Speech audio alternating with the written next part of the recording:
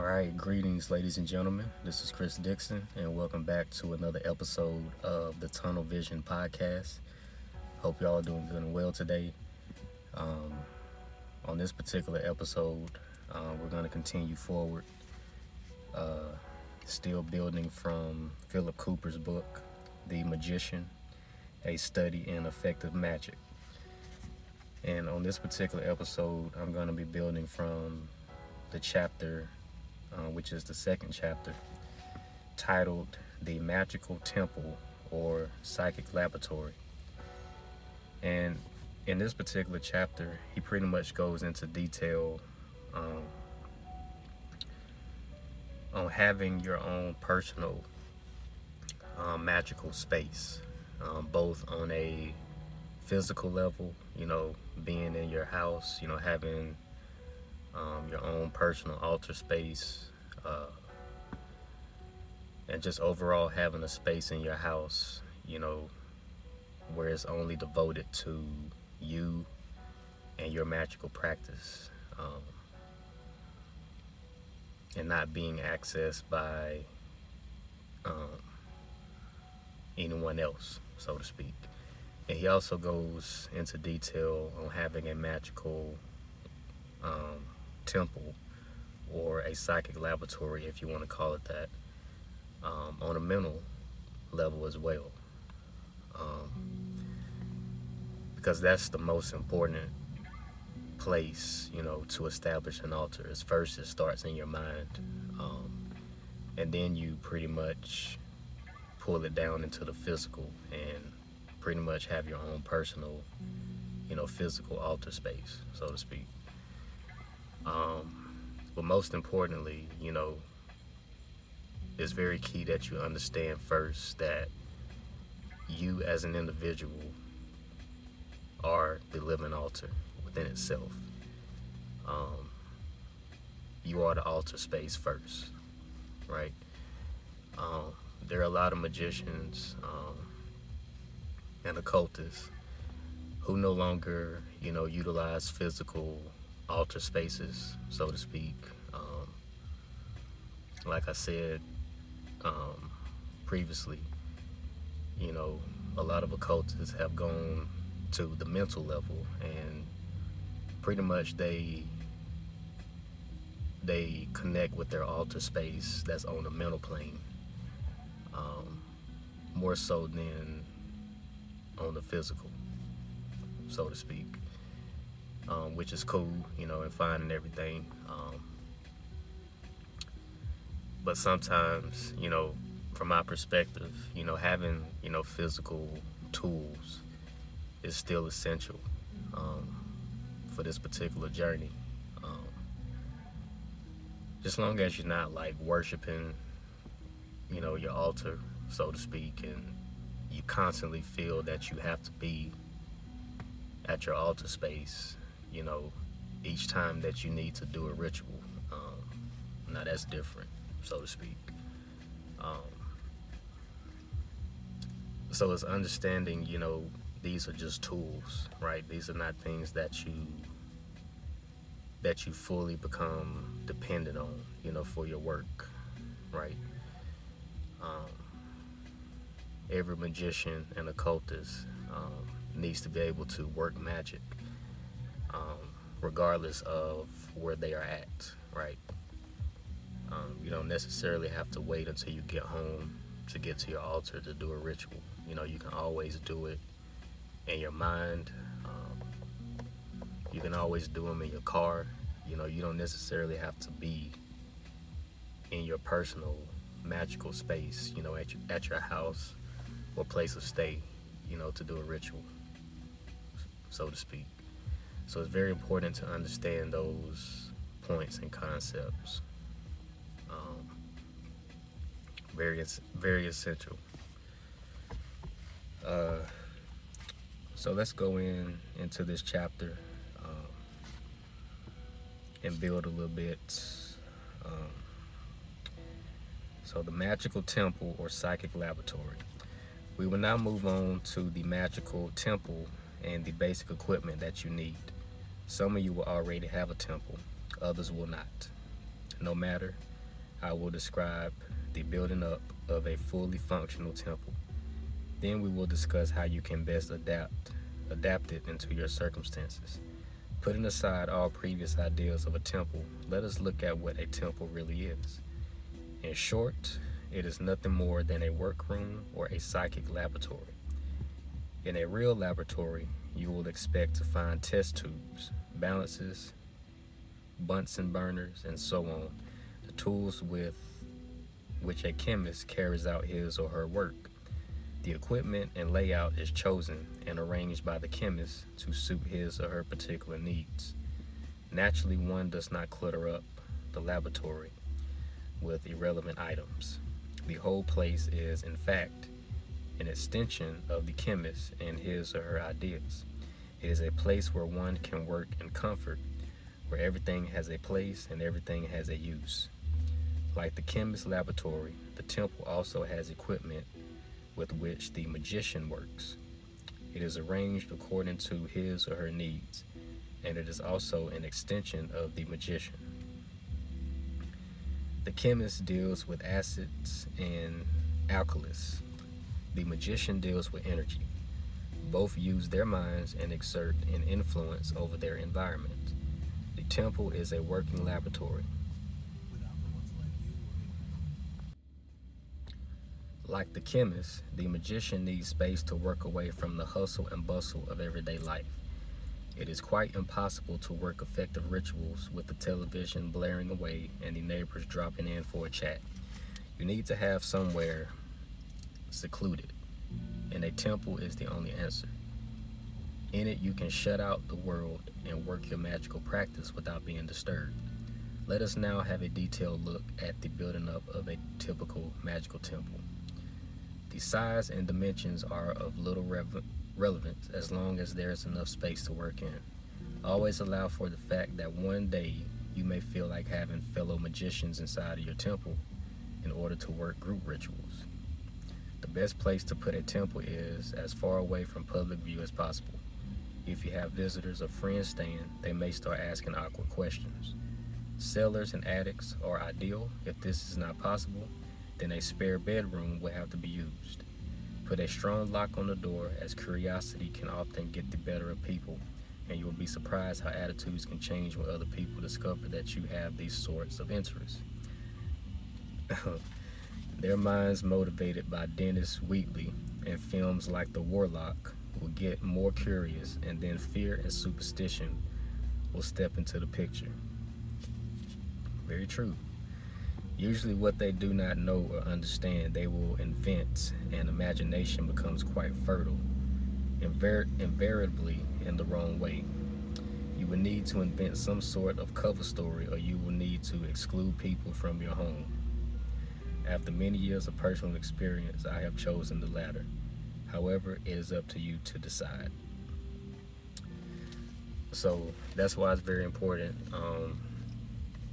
to always have a space that is secluded in your house or even apartment, that is completely secluded from, like the living room space,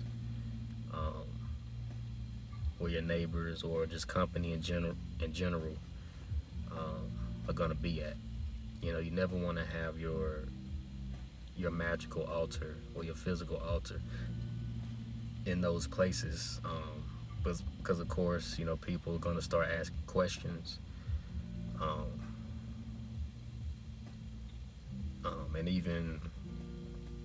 and it even allows for other people's energy to dwell in your altar space. So you want to have your altar space in a place that is secluded from your living room space. So that can be a closet that's in your bedroom. If you have a basement, you can put it down there in a room that's in your basement. Like you said, in the attic, you can establish a place out there. Or if you have a place like a shed that's out in your yard, you can utilize that for your altar space. But you want to keep your altar space uh, secluded. If you have a small apartment, and you don't have a place where you can seclude your space, you can always keep it in your bedroom. And of course, it's up to you if you want to keep your altar covered up with a cloth, when company comes over. Uh, you can do that as well. Because some apartments, like are very small. Uh, I stay in a small apartment, so I don't have a whole lot of secluded space. I really just have my bedroom. So I keep my altar in the corner of my bedroom. But really, I don't have a whole lot of people that come over anyway, so I'm not really concerned with keeping it covered up or anything of that nature. So it's really just up to you, and your choice and where you want to keep your altar. But it's always best to keep it in a secluded place, so to speak. Having found a spare room, clear everything out. If you need to decorate, then do so. There are no special colors, simply decorate to taste. If the room has a window, you will have to find some way of covering this up so that anyone outside cannot see what's going on. So what is a temple? What are we going to use it for? The answer will dictate where everything goes. The temple is a place of work. It is a place where we find peace from everyday life, where we can exert a magical influence, where we can learn about such things. Everything should be placed according to a pattern that is both universal and personal, right? So that's the fun part of having altars. You're able to use your creative mindsets and include what you feel needs to be included into your space. Your divination tools, candles, even pictures or statues of different archetypes or deities that you work with, having them on your space. Jewelry, wands, athames, etc. So that's the beauty of it all. You get to get creative, with your imagination, as you create your own personal space, so to speak.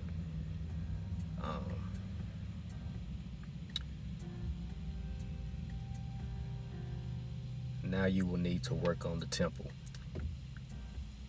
You have 4 walls, so each could represent an element. Let's see. Skip over that part.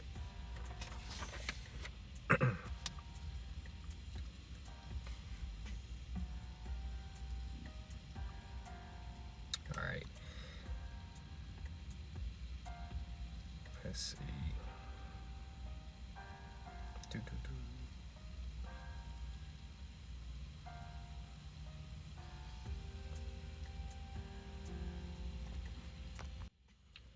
Okay, just like the laboratory, before we move in the benches and cupboards, we need to decide where we're going to put things for maximum use of space and efficiency. Also remember that you are dealing with flammable items such as oil lamps, candles, and hot charcoal. You can have carpeting, but if you do, make sure you have a fire extinguisher or at least a bucket of sand just in case. Me personally, I don't think you need to have a whole lot of things that promote fire, with the exception of a candle. But some people are different. They choose to have oil lamps, hot charcoal and things like that. So if those are the things that you choose to include, just make sure you have access to a fire extinguisher, in case something, pops off with that, right? So just be careful when you're utilizing, certain things like that. But in actuality, you don't really have to include a whole lot in an altar space. You really don't.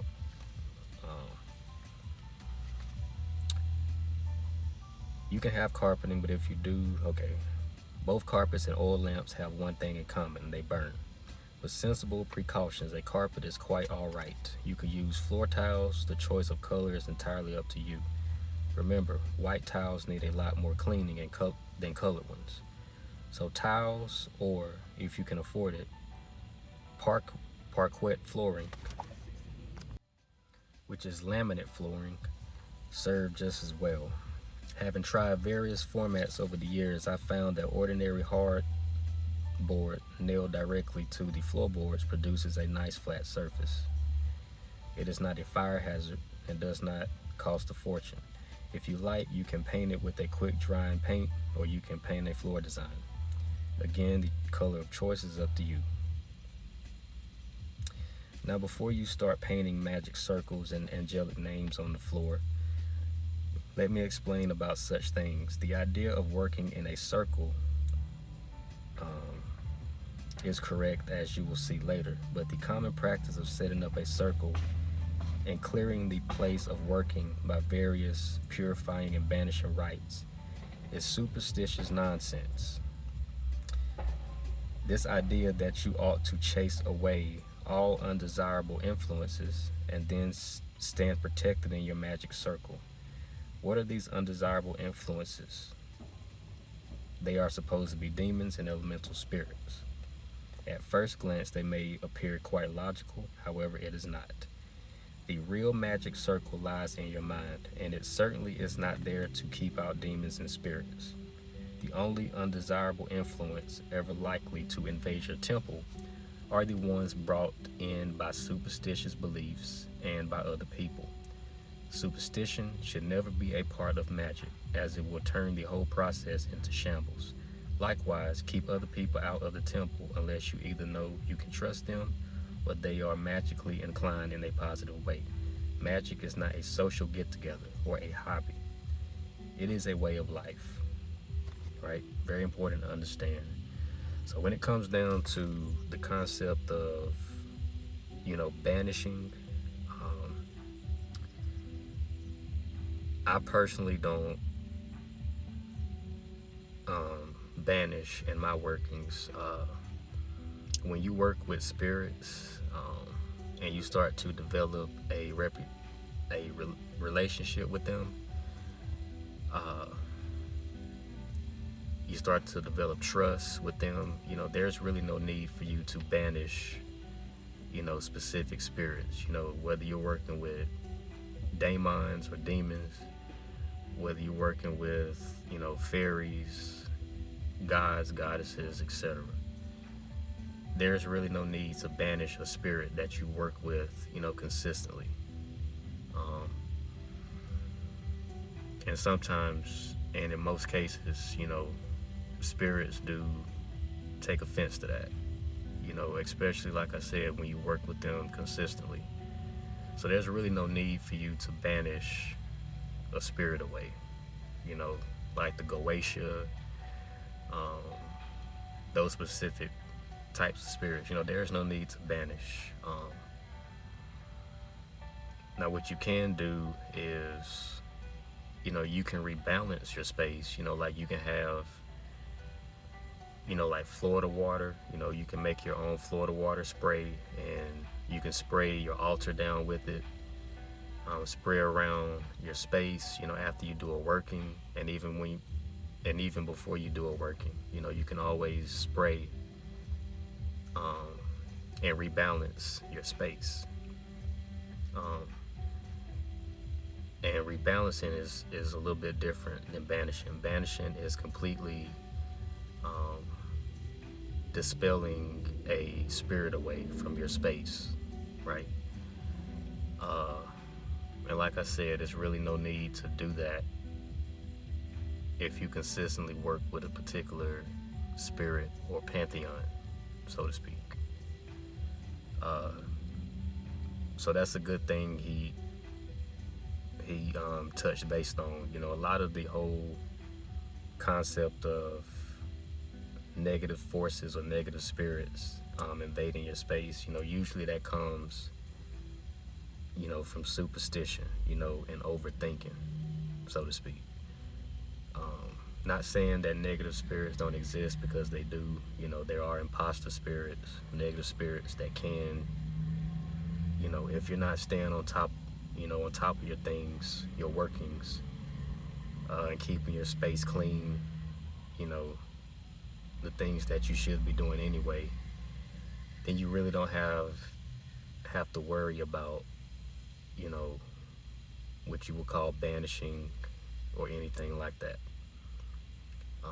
And of course, like if you work with spirits, your spirit guides, they themselves will keep your space cleansed and protected as well. So you really don't have to get fearful and superstitious about your personal space being infiltrated by a negative spirit, so to speak. So it really all boils down to, your way of thinking, when it comes down to stuff like that. So just always remember, superstition should never be a part of magic, because it will turn the whole process into shambles, right? Let's see.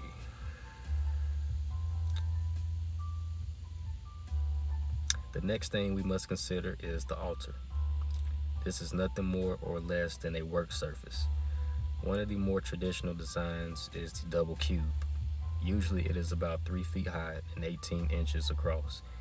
It can easily be made from plywood or chipboard, fastened together by screws or nails. The top half is painted white and the bottom half is painted black, so it looks like 2 cubes. If you prefer, it can be made into 2 separate 18-inch cubes. As a meditation symbol, it looks impressive. However, if you need a bigger area, say for candle magic, then any shape or size will do. It is all a matter of choice. A small cupboard is just as good, as it has the advantage of having space to store things on. So really, you don't need any type of special table. You can go to Goodwill or any thrift shop and find, a small desk or table, that can fit into your room where your altar is going to be at. You don't have to spend a whole lot of money, or if you feel that you want to build you one, you can do that as well. If you want to build your own personal altar space, like out of wood, so to speak, you can do that as well. But just simply stopping by the thrift shop or Goodwill, you can find a good size table, that you can use for your space, and a good chair. You can use a wooden chair, or you can have a rolling chair, right? Either one is fine. It's entirely up to you. Just don't feel the need that you have to spend a whole lot of money, because you don't. All right. Altar cloths are always a good idea, as they add color and tidy things up. Again, color is up to you, and this largely depends on personal preferences and the type of ritual that you are working. Always try to add to a ritual by using color and scent and so on. Use your ingenuity and get involved in the planning of a rite. Here are some suggestions that you could use. You can cover the altar in a gold or yellow cloth to represent the central sun, and then use a smaller altar cloth to suit the ritual, such as blue for Jupiter or green for Venus. Another idea is to have 4 main altar cloths, one in each of the elemental colors, and change these each season. All right. Those are just some examples. You really just need just one cloth. One cloth will do, of the color of your choice. And it's entirely up to you, if you want to change the colors, throughout each season and whatnot. It's entirely up to you.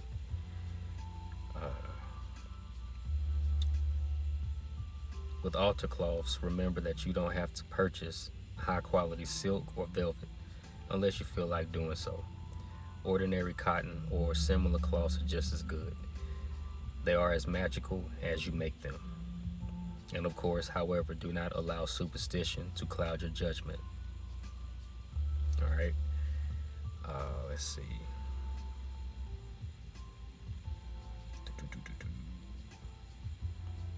As always, it is a personal choice based on circumstances. It is best to have the altar in the center. This way you can face any direction. No matter what the dogmatics say, you do not have to work towards the east. Generally, you can work eastward in spring and change to south in summer, west in autumn, and finally north in winter. That's entirely up to you. Like I said, I have my altar in the corner of my bedroom. So I personally don't really fixate on, the position of when I do my rituals, like north, south, east, west, etc. I personally don't go about it that way. But if you choose to do it that way, it's entirely up to you. The most important thing is just making sure that you're comfortable and you feel connected to your space. That's most important. The next thing is the temple lights are the next step. Do not use electric lights. Natural light from candles or oil lamps look much better in effort and affords opportunity for ritual work. First, have some form of illumination on or above the altar. This represents the central light and is used to signify the inner power which you have. Other temple lights ought to be lit from this flame. Let's see. You have a choice between candles and oil lamps, so forth. So one thing I want to point out when it comes to lights, you can pick up one of those, I want to say they're called LED lights, pretty much the disco lights. You can pick one up at Walmart. They even have some in the dollar store now, Dollar Tree to be exact. They're like $5, but pretty much they project, lights onto your wall, different colored lights. You can change the colors. Some project out sparkle type of lights that look like stars. So that's a good tool that you can use for the lights. I personally have one in my space. When I'm getting ready to do my work, I put on the light, so to speak. But those particular lights are excellent to have, if you can't get a hold of an oil lamp or a candle, so to speak. All right, I had to take a little pause and find another location. I was at the park and it started raining, so I had to find a spot to park under so the rain wouldn't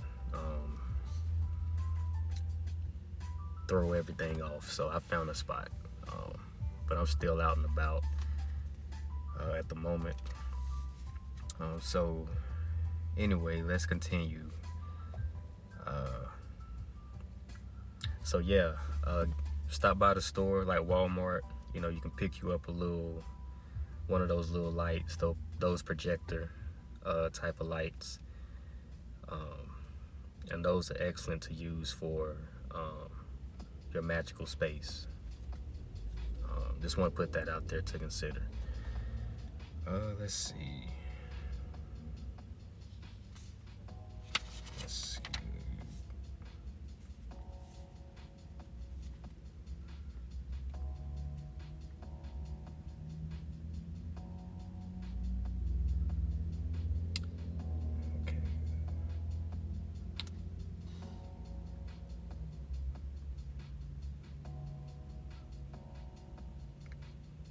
In magic, you have to use the five senses. The mind and body react to the stimuli.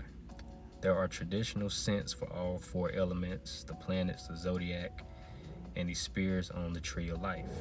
In fact, for any magical work, you need to use the right scent. It will promote the right associations and reactions. The amount of work that goes into making incense is quite staggering. It is a job for experts. Avoid using cheap, ready-made scents. The ideal place for your incense burner is in the south, where the element fire naturally belongs, so etc. So of course, incense are very important in your workings, especially when it comes down to, working with spirits. Spirits enjoy different incense, whether it's frankincense, camphor. Camphor is an excellent incense to have. Sandalwood, dragon's blood, myrrh, just to name a few. Those are common ones that I personally use in my work. Of course, you can pick up incense anywhere. Like I said, you don't have to spend a whole bunch of money on physical things. You can get incense at Walmart. You can get incense, of course, at your local metaphysical shop or Botanica. And of course, you can order them on Amazon. But incense are very important to have in your space, in your workings, right? The next thing I want to touch base on, robes. Robes are always a good idea. When you enter your temple for working, you need to feel differently. There are 2 points to consider. First is pre-ritual relaxation, which helps you put aside everyday matters and attune to the magical part of your mind. Second is ritual attire, which helps you feel right for the temple. You are an ordinary human being outside, but inside you are a magician, and it helps if you feel and look the part. You can compromise by having an alternative form of dress. Anything that helps you feel different should be used. Robes can be as elaborate or as simple as you like, but they should enhance the ritual. Many variations are possible. You can have a plain robe, it can be white or black, etc. So really the color of choice is up to you, but having a robe is essential for your workings. I have one. Mine's is purple. And when I get in, I put my robe on before I do my rituals. I don't do it all the time, but a lot of times I do. But when I'm at home, relaxing and chilling, I put my robe on, and it keeps me, relaxed and comfortable. So it's essential that you have yourself a robe of your choice. And the last thing I'm going to go over is, finally, you ought to have some place in your temple where you can use sound reproduction. The main use of sound reproduction in magic is to provide you with sound effects and music. Rituals without music are very dull affairs. The right type of music, as with color and scent, will greatly enhance your magical work, especially in meditation rites. You can, of course, use classical music. Some you might prefer to use church organ music or meditation music, and there is an excellent selection available today. Modern music is not suitable. Make and keep an index of your music. Heed the card with the type of ritual or meditation for which you intend to use the music. Let's see. Having described the ideal temple and its basic equipment, we must consider those of you who have no space available. For you, think in terms of a temporary temple. Any room is suitable, and you do not have to move a lot of furniture around. You will need something you can use as an altar. The quarter lights and central light can be put away in a closet until you need them. Then just find a place to put them around the room when you are working, so you have points of reference for all the important quarters. Do make certain that you are not going to be disturbed. Before the rite, lay everything out, and at the end, clear it away. Disguise it in some way so that other people will not notice. You can use small wall brackets for lamps, and these can be quickly converted to hold ornaments. Alternatively, you can make or purchase 4 stands on which you can place your quarter lights on. Use a bit of ingenuity. There is always a solution to insufficient space. In truth, you do not need to have a temple. Eventually, you will learn to do without such things and without any equipment. For the time being, do make every effort to find some space for your temple, since much in the way of a ritual experience can be lost. Let's see.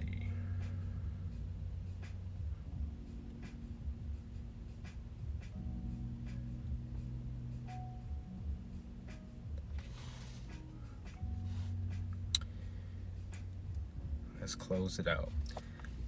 I very rarely use a temple setup now. I carry my temple around in my mind. Let's see. Before I leave this subject, I ought to describe my last situation, which seemed to be impossible. The only available space was a broom cupboard that measured 66 inches long and 33 inches wide. Inside this space, I managed to get a double cube, 2 6-foot-high pillars, lamps, durable weapons, and a cassette recorder. On more than one occasion, 2 of us worked magic rituals in there. You had to be very careful about the amount of incense you used. Let's see.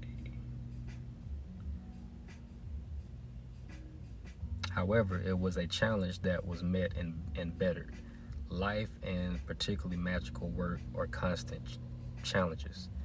Do not duck out. Use your ingenuity. Be enterprising and resourceful. It always pays off. Now let us look at the essential items. There is a mania at the present time for buying books on magic and equipment. Usually nothing is ever done with these articles. They adorn shelves and temples, and they are shown off to interest friends. Now let me make this clear. I'm not saying you should not buy equipment and books. It is a good idea to have some of these things, providing that there is a need for them, providing that there is a definite purpose. Before you buy, think, do I really need this? What do I need this for? You see, it is so easy to look at the claims as to the potency of certain incense, books, and equipment, and then react. What are you reacting to? Superstition, not fact. Real magic is within you, and it is easily found if you know where to look. Now, as far as equipment is concerned, you will actually need very little. Every item must be there for a purpose. Avoid buying anything you can make yourself. Let's see.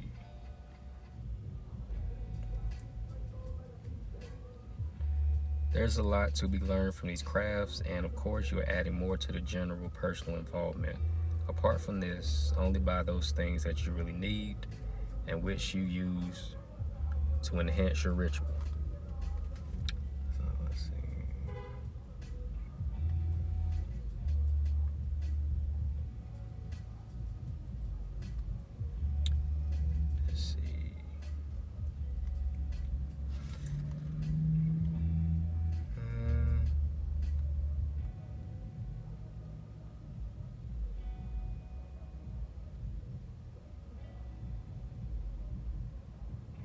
So I'm gonna close out. Involve yourself with your temple and inject your personality into it. Make it yours. That's pretty much all I'm gonna go over from this particular chapter. Let's see.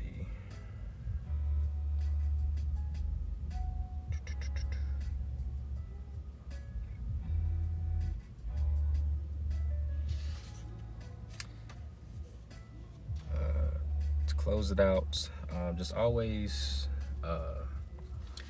let your spirit, lead you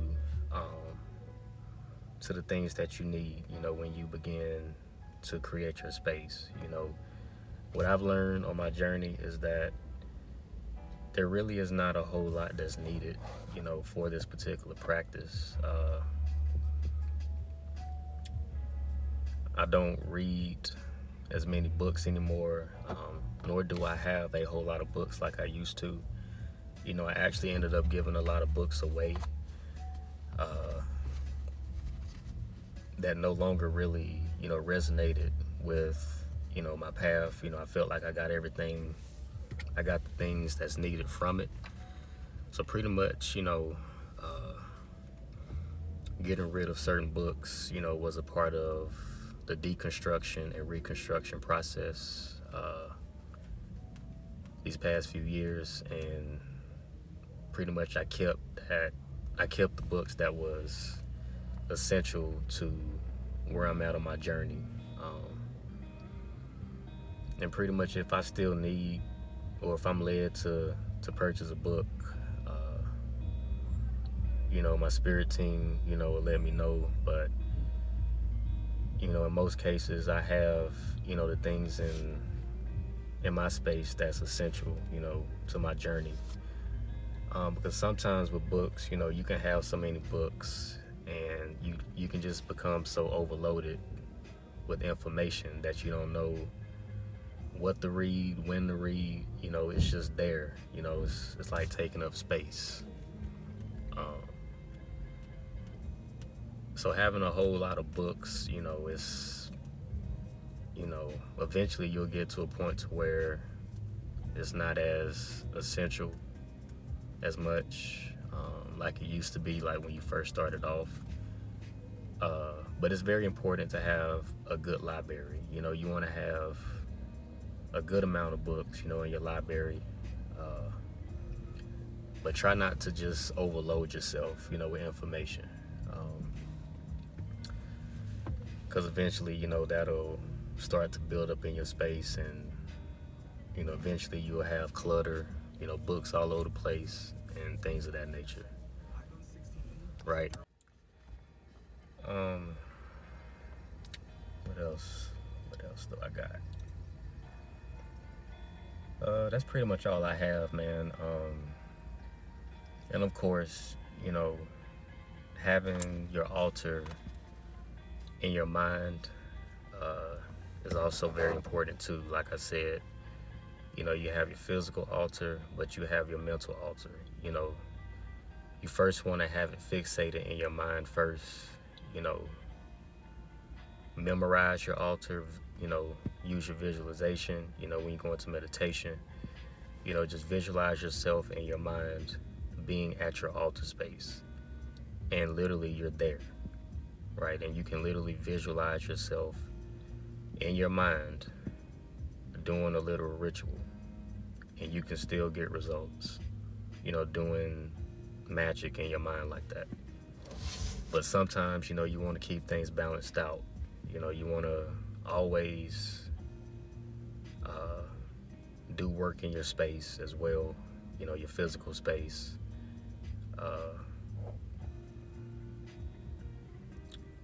But always have a thin line of balance, between the two, between your psychic laboratory and your physical laboratory, right?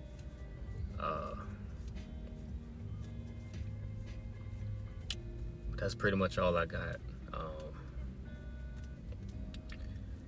Hope that you all enjoyed this episode. We're continuing forward with Phillip Cooper's book, The Magician, a Study in Effective Magick. That's all that I got for this particular episode. Hope that you all enjoyed it. Hope you all are doing good and well. wherever you're at, the time zone you're in,